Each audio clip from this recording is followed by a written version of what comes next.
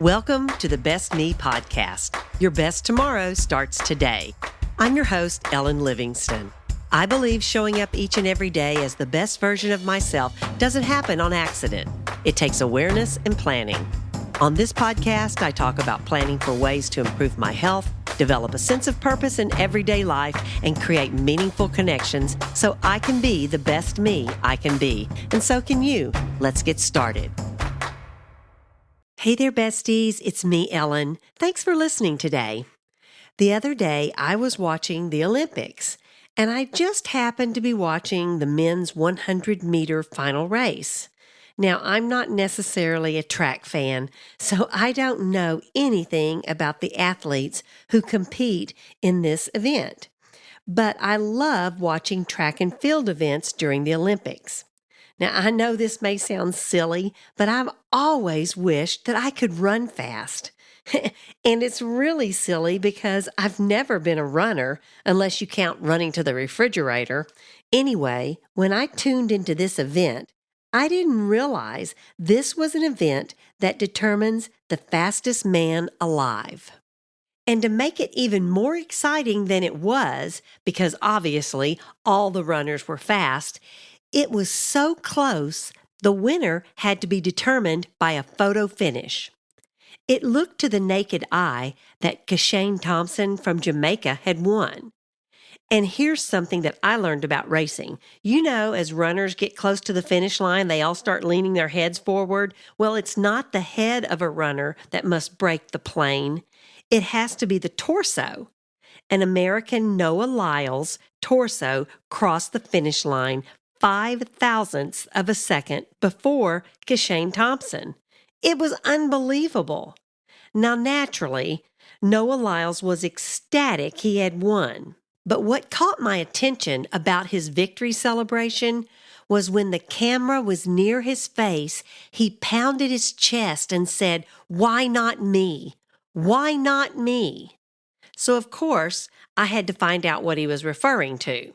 And after researching Noah, I found out he has overcome a lot to get to where he is today, the fastest man alive. He has asthma, allergies, dyslexia, ADD, anxiety, and depression. And in a tweet on X after he won the race, he mentioned all of these obstacles.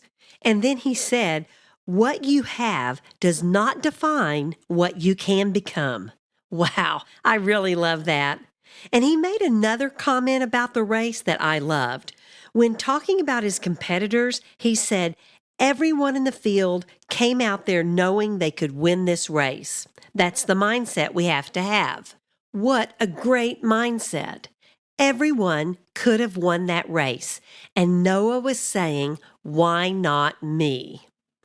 I'm telling y'all, stuff like this inspires me. Not that I'm going to go start running or anything, or any other sport for that matter, but the attitude, the mindset, the commitment that top-level athletes put into their sport is such a great example for all of us to set our goals high and go for it. I know all of us have some dream, some goal that we want to achieve, and I know I've talked about this a lot before. It can be anything, from starting your own business to creating music or art to writing a book, maybe getting involved in community theater or beautifying your neighborhood or starting a podcast, anything that you are drawn to do. And I want to ask you, why aren't you pursuing it? What story do you tell yourself why you can't? What exactly is stopping you? I know it can be fear of failure or ridicule. What are people going to think when you tell them that you're writing a book? "Oh, she's not an author. What does she think she's doing?"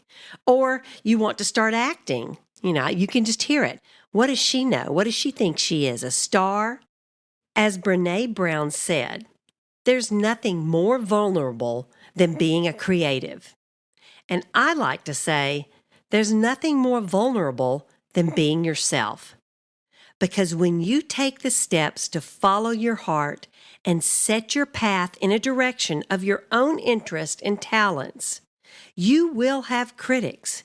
There are always others who will make you doubt yourself. And believe me, this fear of putting yourself out there for the whole world to see is terrifying.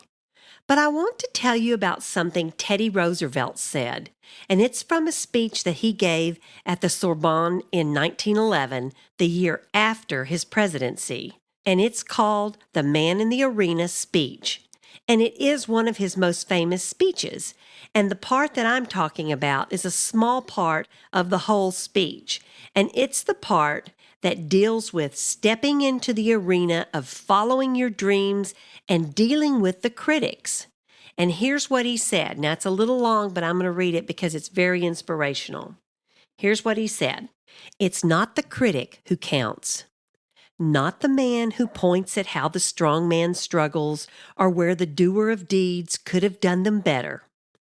The credit belongs to the man who is actually in the arena, whose face is marred by dust and sweat and blood, who strives valiantly, who errs, and who comes short again and again, because there is no effort without error and shortcoming, but who does actually strive to do the deeds, who knows great enthusiasm, the great devotions, who spends himself in a worthy cause, who at the best knows in the end the triumph of high achievement, and who at the worst, if he fails, at least fails daring greatly, so that his place shall never be with those cold and timid souls who neither know victory nor defeat. Wow, quite a speech. So he's saying that the people who never put themselves out there chasing a goal, yet are easy to criticize others who do, they don't count. They don't put in the hard work, the sweat, and the blood. They aren't enthusiastic about any dream. What counts is the person who goes for it, the man in the arena. Even if they fail daring greatly. They aren't among the cold and timid souls, those critics, who never even tried. So if you have some dream that you're scared to pursue because of the fear of ridicule or the fear of failure, remember these words by Teddy Roosevelt and dare greatly and ask yourself, why not me? That's all I have for today, besties. If you know someone who you think would like to hear what I talked about today, please share this with them. Be kind, be positive, and be your best. And remember, small progress is still progress. Thanks for listening to the Best Me podcast. If you would like to make a comment, suggest a podcast topic, or just say hi, send me an email at bestmepodcast@gmail.com. I hope you'll join me next week as I continue to talk about how to be the best me I can be.